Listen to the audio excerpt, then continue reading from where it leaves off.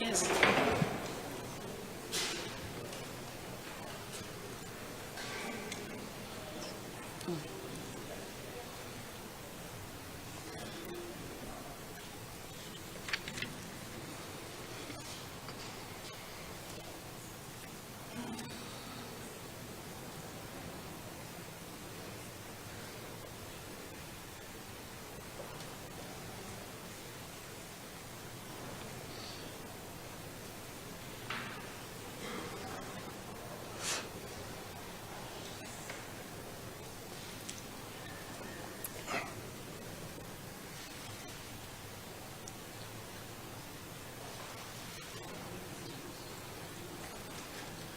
Mzwakhe.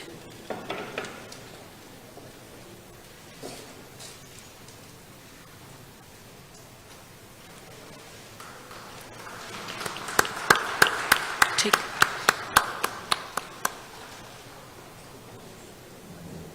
Well done. Well done. Thank you very much, ministers.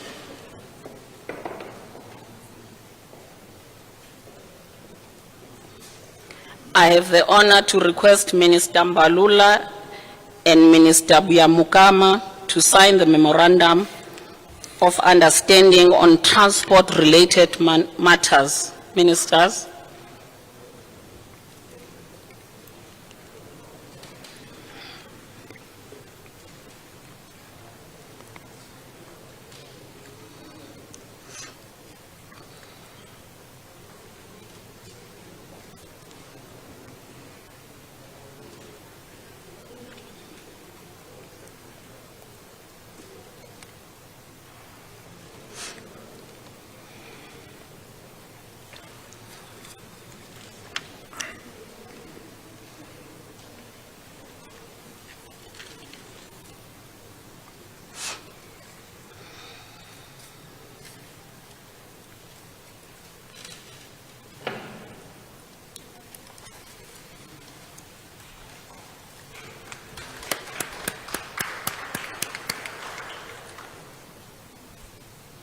Thank you very much, ministers. I have the honor to request Minister Didiza and Minister Odongo to sign the Memorandum of Understanding on Cooperation in the Field of Information and Communication Technologies.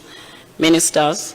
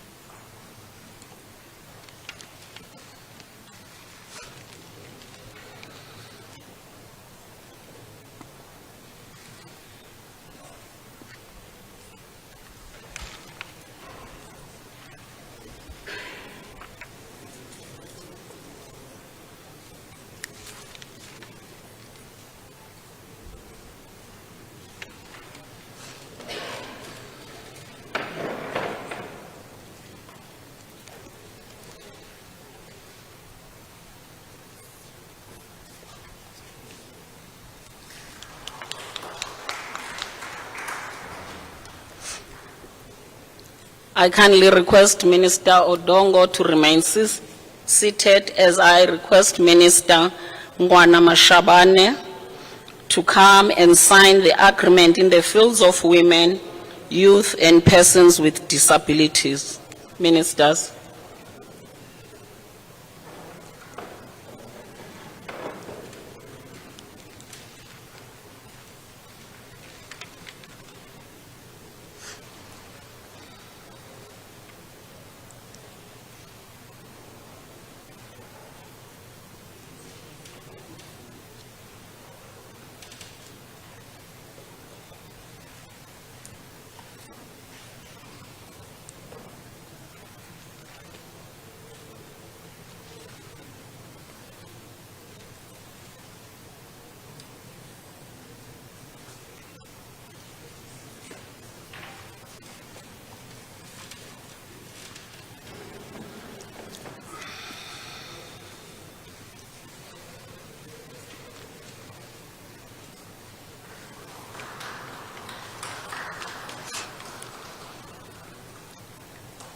Thank you very much, Minister Odongo. If you could remain seated, and this will be the last agreement signed. I request our Minister, Minister Pando, to join Minister Odongo to sign the agreement on cooperation in the field of correctional services and prisons. Ministers.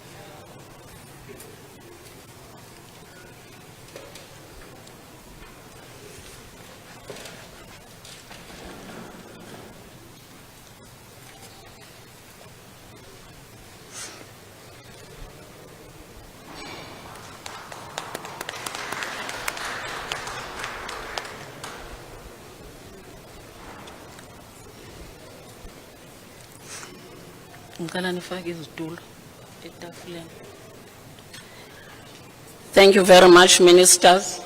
We have now come to the end of the signing ceremony.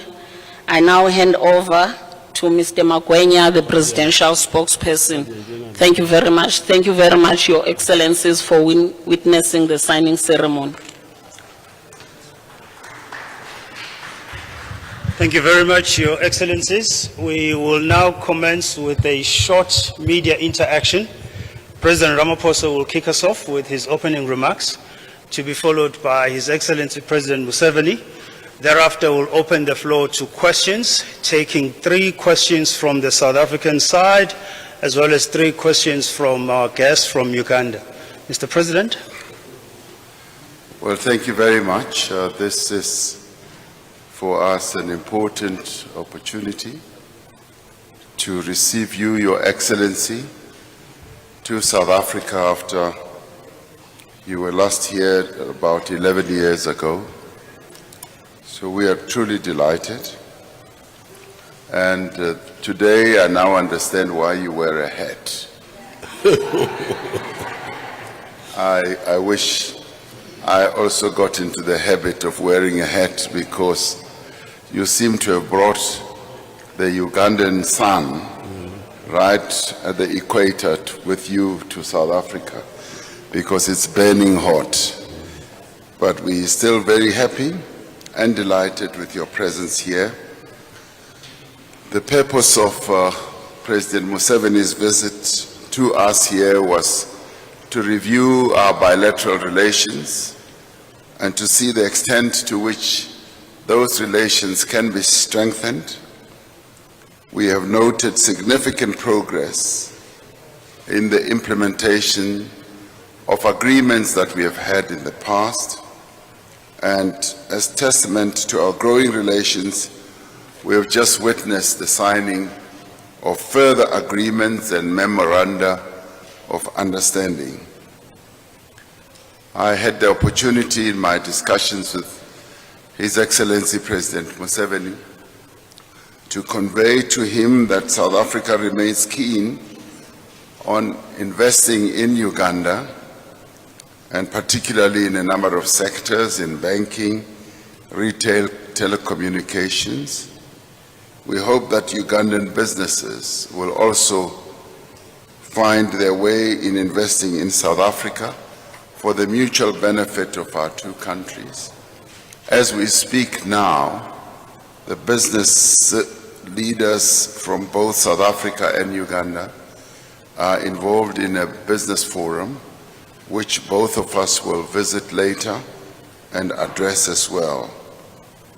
And we expressed our strong views that we should always find ways to resolve the issues that impede economic growth and development between our 2 countries. And we've agreed that our 2 trade ministers will need to be engaged to put in place a mechanism that will ensure matters such as the protection of investments in our respective countries. Our discussions have been expansive. They've covered quite a number of areas, particularly the Africa Continental Free Trade Area Agreement that needs to be implemented. It also covered the whole process of peacemaking on our continent and to ensure that we do indeed get as many countries that are currently afflicted by war and strife to return to peaceful coexistence of their own countries. The Eastern DRC was covered, as was Ethiopia, and the efforts that we all have made to bring about the cessation of hostilities. And we have also looked at the peace process in other parts of our continent and continue to pledge our solidarity with other parts of our continent like Western Sahara that are still struggling to get to a peaceful situation. We also did talk about the issue of making sure that we have more and more of a multilateral dispensation in the world, and also decried the lack of a permanent representation by Africa in the UN Security Council, and continue to urge for the reform of that body. We congratulated President Museveni on Uganda's nomination as the incoming chair of the non-aligned movement. We believe that Uganda's chairing of the non-aligned movement will advance the interests of developing economies. In conclusion, the state visit that has been undertaken by President Museveni to our country has reinforced the firm political and economic relations between our two nations. By deepening these relations, we as South Africans have also taken time to thank the sacrifices that were made by Uganda in helping us achieve our own freedom. Uganda is one of those countries that was firmly in support of our struggle, and they made sacrifices by giving us resources, by giving us maximum support. And when we attained our freedom, it was as though Uganda itself had attained its own freedom. So we will continue to thank you, President Museveni, and the people of Uganda for the support that you've offered us. And through your visit here, we see ourselves deepening relations between us, and we aim also to better the lives of our people as we continue the struggle to overcome poverty, unemployment, and inequality in both our countries. And with those words, we want to express our great delight to have you here in our country together with your delegation. Thank you very much for coming. Thank you, Your Excellency, President Ramaphosa, for inviting me and my delegation to visit South Africa after some years. Now, the ANC was the first anti-colonial movement that the Africans created in 1912, after the continent had been taken over by the imperialists by 1900, except for Ethiopia. Now the ANC started in the tradition of Pan-Africanism.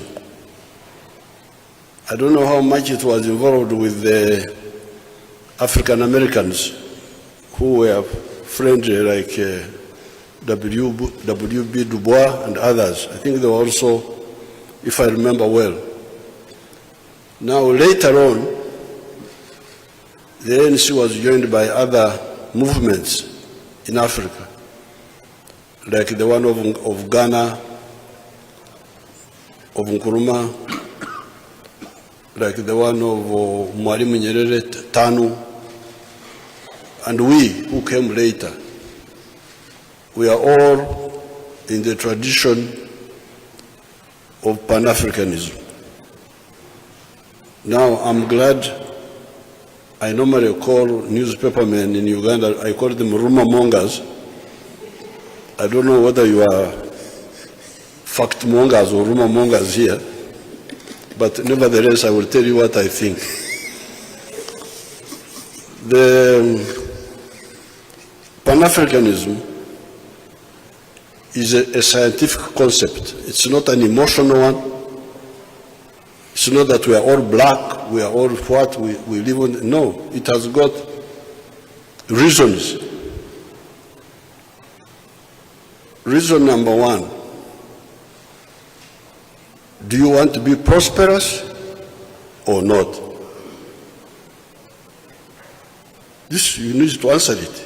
If you say our people want to be prosperous, you say yes. If not, you say no. Let them remain poor. But if you say yes, I want the African people to be prosperous, then the next question is, how will they be prosperous? Because to be prosperous, you must have a good life, a good house, some income, good food, health. How will you get these? Can you get them by donations? If somebody says, don't worry, you sleep, I will donate things to you and you will be prosperous. If you think that one is possible, you can go by that.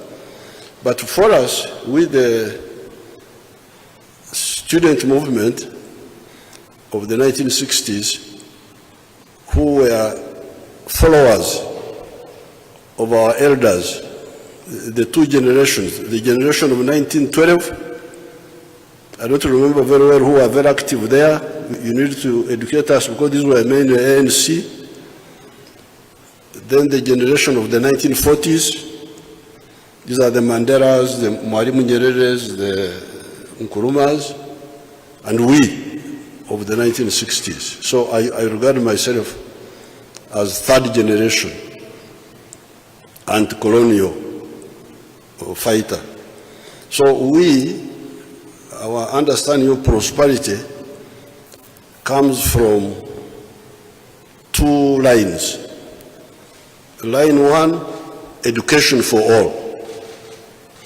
And I want to congratulate ANC. I'm told that you are educating all these South Africans, giving them a modern education. In Uganda, they are trying, but the greed overcomes them. They go back to charge money for the poor people, then I fight. So we are still fighting for, we call it UPE, Universal Primary Education, Universal Secondary Education. It's not fully implemented. So that's one line. You wake up people through education.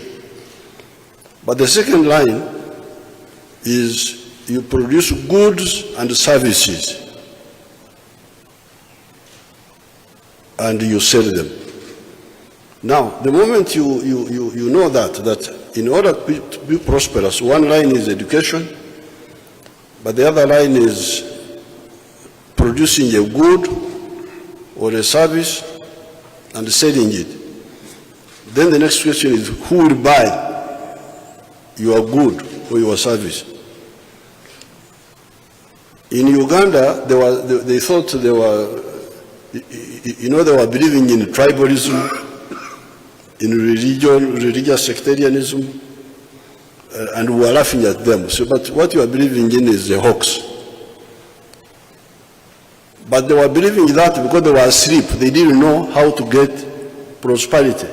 Now, when they woke up a bit and they started producing goods and services, they found that they needed the Uganda market, 44 million people.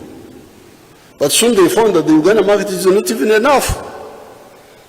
They needed the East African market, they needed the African market. So therefore, when we say, please, Pan-Africanism, issue number one is to deal with the issue of prosperity. Prosperity through the sale of goods and services to as many people as possible. That's how you become prosperous. The second question is, do you want security, strategic security, against all threats?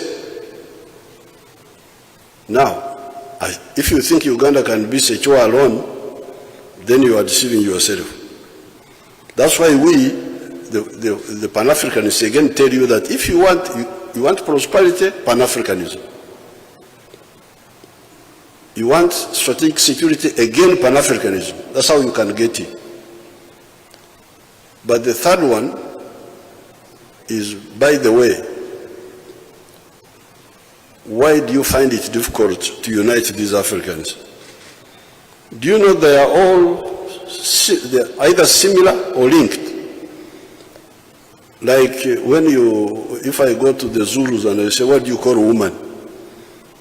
The Zulu will say, Mufazi, or something like that. Mm-hmm. Then I say, Mukazi. So, then if I say, what do you call a child? I think the Zulu will say Mwana or something like that. Mutwana. Then I say Mwana. Then in some of the Zimbabwe languages, I used to hear Mukono. Mukono meaning arm. The languages of Mugabe. So this was exactly. So the third question is, why do you find difficulty, you people who are similar or linked, getting together to deal with your prosperity and your strategic security? So when I was invited, I said, oh, very good. Let me go and again mention this to South Africans. South Africans, including I don't know what, the press. In Uganda, I call the Muruma Mongas. But I don't know what you are. So this is my introduction. Thank you so much. Thank you very much, Your Excellencies. We will now open the floor to questions, and we will start on the Ugandan side, and I believe it's a question in Kiswahili. I was hoping that one of my colleagues will be here to assist with the translation, but nonetheless, let's have a mic here in front, please. Thank you. Mheshimiwa Rais, nashukuru sana kunipa fursa, na swali langu ni moja kuhusu ushirikiano wa Afrika Kusini na Jamhuri ya Uganda katika masuala ya usalama, na ukiangalia kwamba Uganda inashiriki moja kwa moja kule mashariki mwa Jamhuri ya Kidemokrasia ya Kongo kutuma vikosi vyake jeshi la ulinzi wa wananchi UPDF, lakini pia Afrika Kusini na vikosi vyake vya jeshi la wananchi wa Afrika Kusini SNDF kulinda amani huko Kongo. Unalipi la kusema? Ja pili ni kuhusu swala la... One question. Yes. This is not democratic. Asante. This man is not a Democrat, you see. Now he's asking him in Swahili that wewe Swahili umejifunza wapi? Wewe Muganda? Umetoka? Ukanda wa? Maziwa makuu wapi? Nina familia huko Kasese na upande wa Kongo. Wewe ni mtu wa Munande? Wasinja. Wabuchire? Wabuchire tata. Wasinje? Kale Wasinja. Now, these are people who don't know where they belong.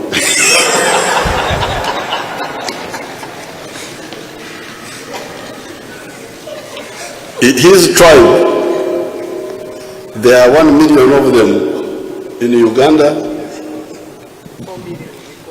Even the other guy is near there, the other minister.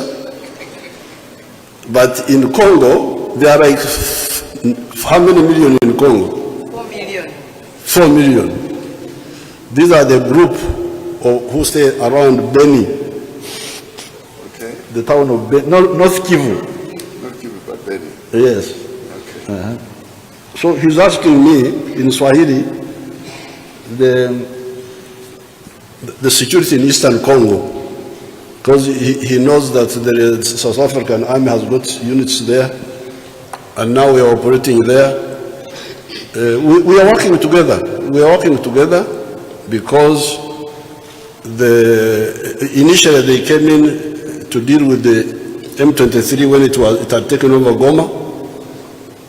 M23.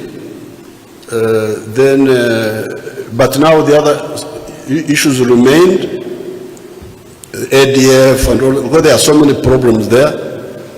It's not just M23, it is M23 plus. So we are now coming in as East Africa to handle it together with them. And even the UN, they are there also. But of course, near our border, we know that area much better. Like if you tell me a lie, I can tell you that that's how I was able to tell these people that that is whether he's a Congolese or a Ugandan. So we are going to work together and solve that problem. Unasemaje? Kwa Kiswahili tuna wasikilizaji ukanda mzima wa Afrika Mashariki. Okay, kwa Kiswahili. Sasa huyu mheshimiwa jina lako nani? Naitwa Nixon. Nixon ni jina la kizungu. Ya nyumbani Tembo. Tembo. Katembo kadogo. Katembo. Sasa he wants me to say some few words in Swahili because of their listenership. Eastern Congo. Huyu bwana Tembo amenuruzia juu ya ushirikiano wa majeshi ya Afrika ya Kusini na majeshi yetu ukanda wa mashariki wa Kongo. Hakuna shida, walikuja kwa sababu ya M23 wakasaidia, lakini shida za usalama zikabaki tele. Kuna ADF, kuna shida mengine na Interahamwe. Rwanda wanasema kuna Interahamwe. Sasa Afrika ya Mashariki kwa kubaliana na serikali ya Kongo ya Mheshimiwa Tshisekedi, tumekubaliana kwamba na sisi East Africa tujijumulishe, tusaidie watu wa Eastern Congo wapata amani na sisi tupata amani, kwa sababu hao majangili wanasumbua mashariki ya Kongo, lakini vile mara kwa mara wanakuja wanaweka milipuko kwa Uganda, kwa sababu ni kwa uzuri wa sisi wote. So I've told him that there is no contradiction. The SADC force did something, but other issues remained, and now we are coming in to handle it together with the Congo government comprehensively and together.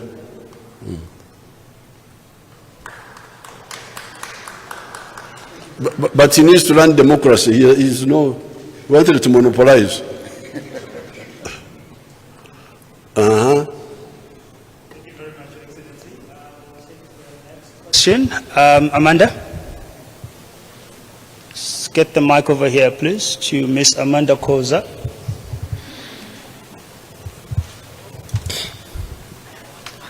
Can I come? Sorry? Oh, Samgelo, are you ready with your question?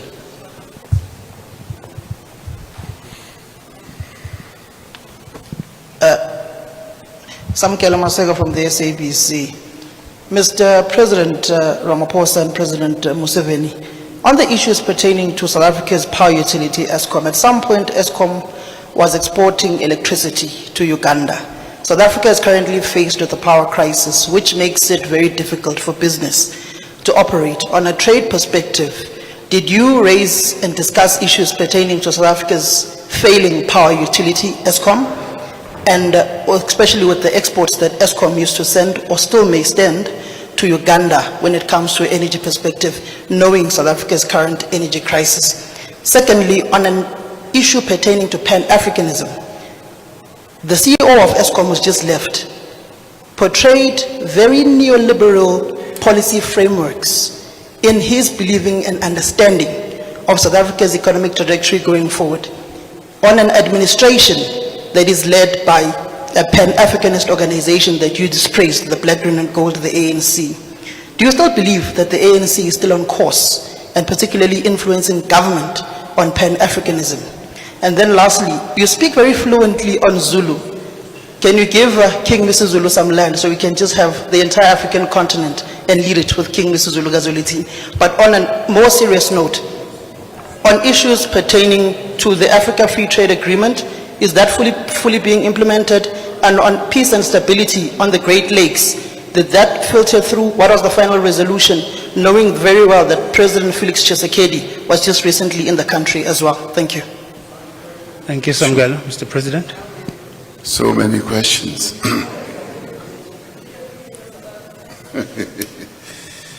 We did discuss the issue of electricity crisis and challenge, and I took time to give President Museveni the full background of how this has come about.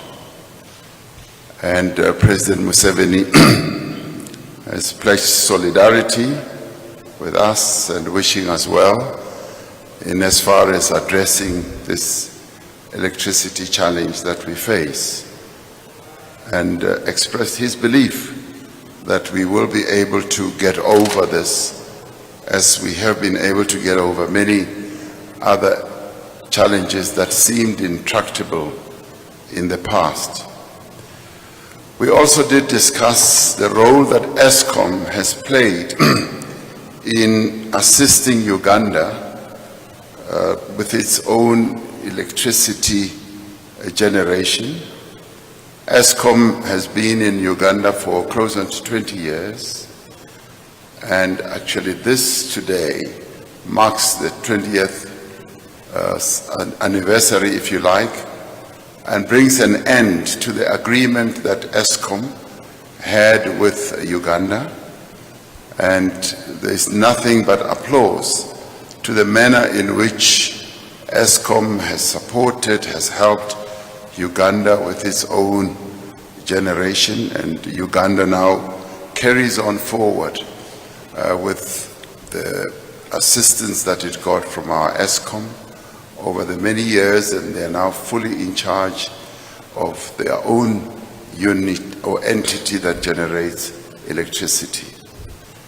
I don't think right now we are exporting energy to Uganda at the moment. If anything, we would want to import energy from a number of sister countries on our continent. We are firmly and fiercely Pan-African. Ourselves, as the governing party, we see our role as acting together in concert and in unison with various countries on our continent in every which way, be it on trade matters, be it on political matters, be it on security matters, be it on social matters.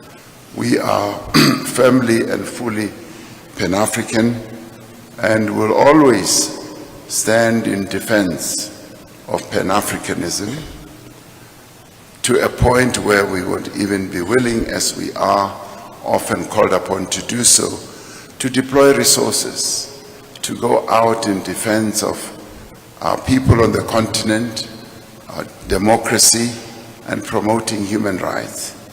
So that is the extent to which, as South Africa and the governing party, will stand behind the concept and the notion of Pan-Africanism.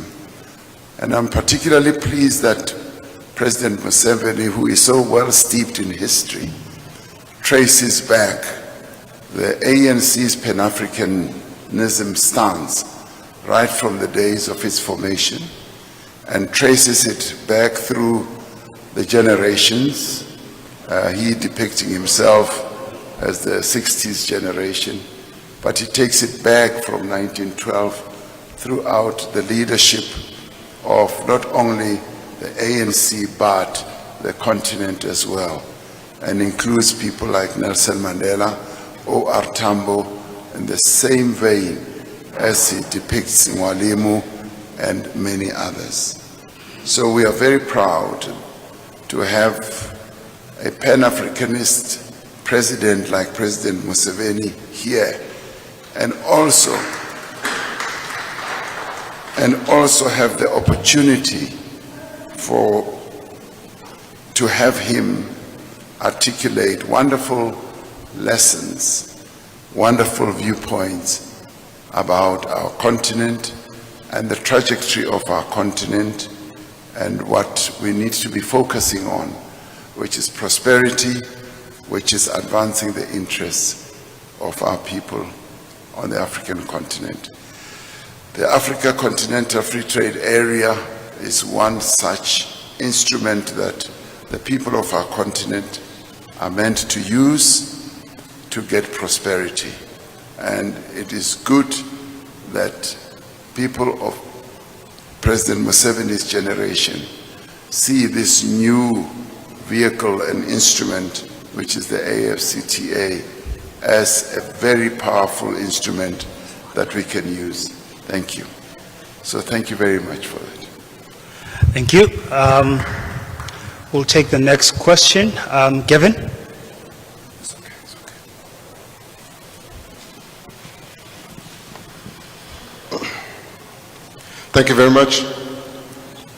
My name is Govin Whittles with Newsroom Africa, Channel 405 on TSTV. President Museveni, good afternoon.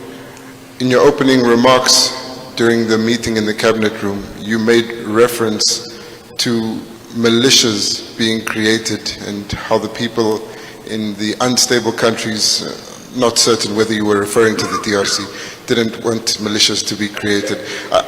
Could you clarify what you were saying? Were you calling for militias to be created in defense of the people in the DRC? More pointedly, Mr. President, could you tell us why Uganda has decided not to renew the term of the United Nations Human Rights Office? President Ramaphosa, good afternoon.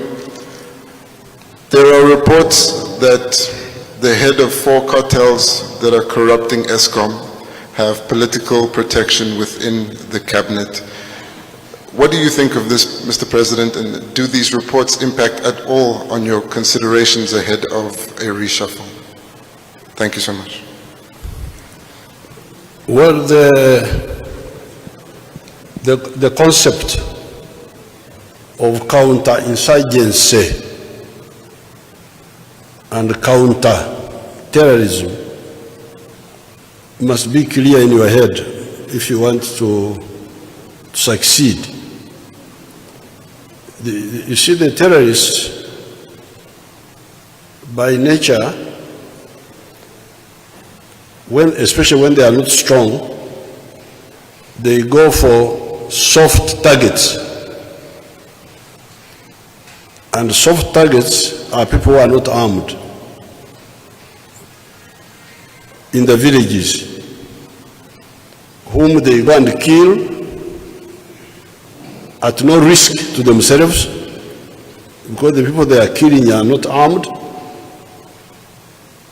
But by so doing, they discredit the government.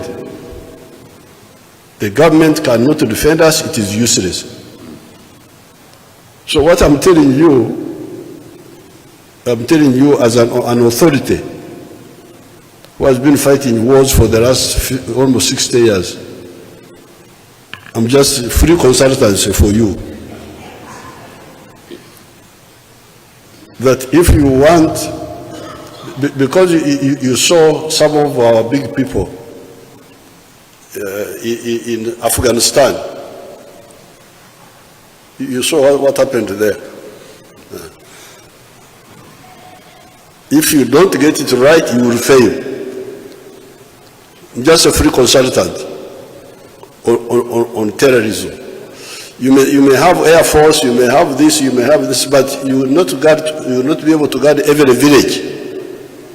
Because you will not have army to put in every village. That's why you must find a solution. What solution do you have for that? For local security. That's what I was talking about. What was the other issue? The other was South African. The other issue was asking why the government of Uganda has decided not to renew the term of the United Nations Human Rights Office. Oh, from the way you are speaking, you seem to know a bit of English. There's what we call superfluous.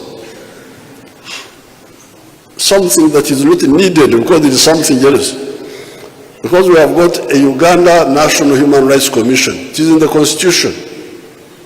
So now having this freelance something, it even confuses our people. They don't know where, if they have complaint, they don't know where to go.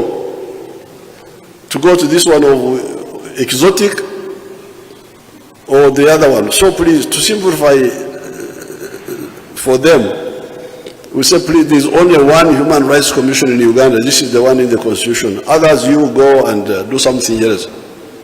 There's a lot of need for those groups in the world. They can go to Iraq, they can go to Afghanistan, they are not short of people where there are problems. Uganda is not one of them.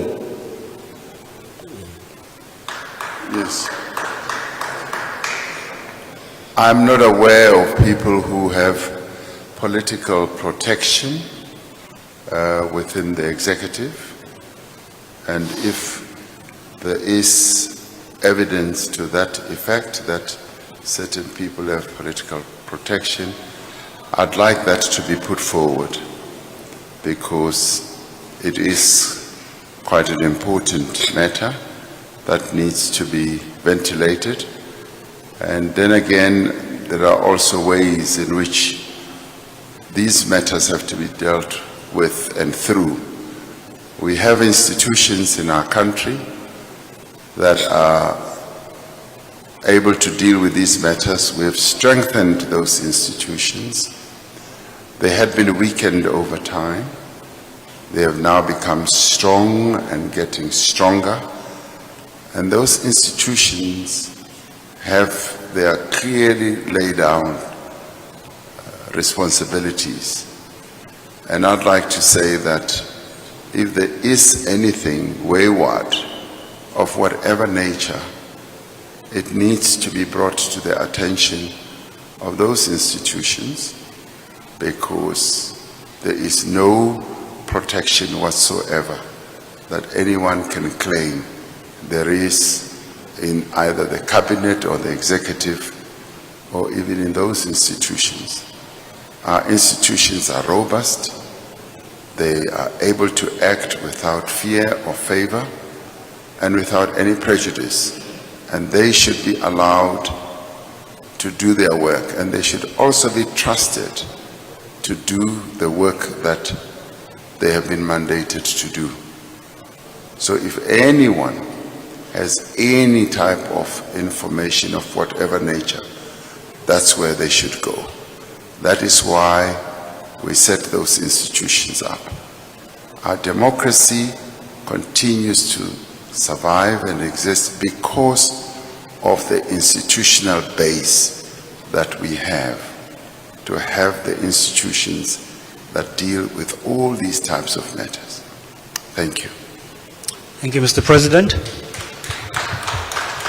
We'll take one last question. The mic over here to Ms. Koza. Mr. President, it's Amanda Koza from the Sunday Times. So I'm just curious to find out what you made of the former ESCOM CEO, Andre Dorita's utterances in his interview last week. as well as, what do you make of the US alert that has been issued to the US citizens that's warning about load shedding in South Africa at the moment?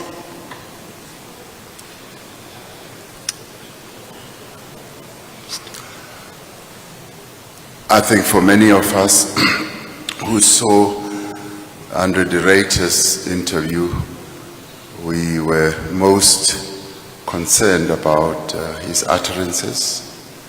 And what immediately came to mind to me was that Andre de Ruyter, being a person at the level of the General Chief Executive Officer, should have gone to, as I was saying earlier, to any of our institutions with the information that he purports to have, because those are institutions that are independent, where there will not be any form of interference, where there will not be any form of diversion, blockage, or even any form of subterfuge, and go and report whatever malfeasance that he says that he has knowledge of. Those are the types of institutions that he should have trust in, as I do. I have a great deal of faith and trust in those institutions. And once the complaint is lodged with those, they are the ones who then have the full capability and the muscle and the wherewithal to investigate. At times when you just impart information to an individual or whoever, they do not have the wherewithal and the power, the muscle to investigate. So in his case, it's a missed opportunity.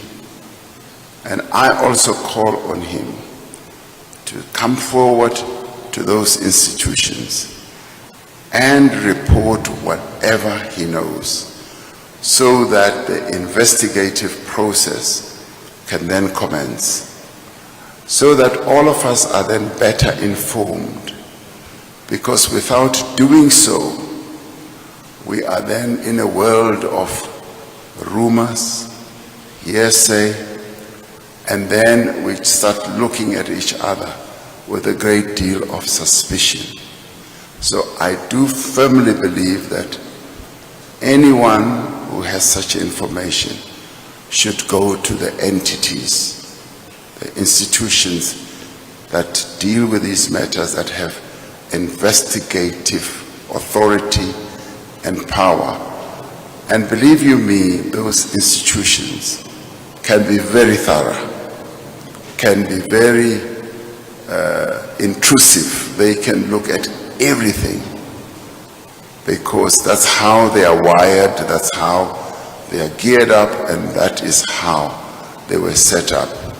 So they are our institutions of advancing our democracy and strengthening it. And we now have the Fusion Center. Fusion Center brings together many of these institutions. So once it gets to the Fusion Center, there's just no way to escape accountability, and that is where he should be going.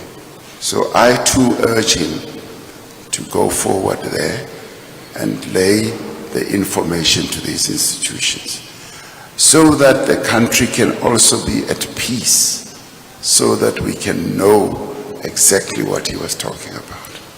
Thank you. Thank you very much. That now brings us to the end of this session.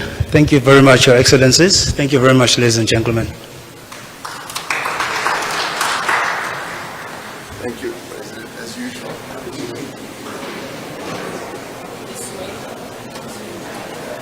Which way?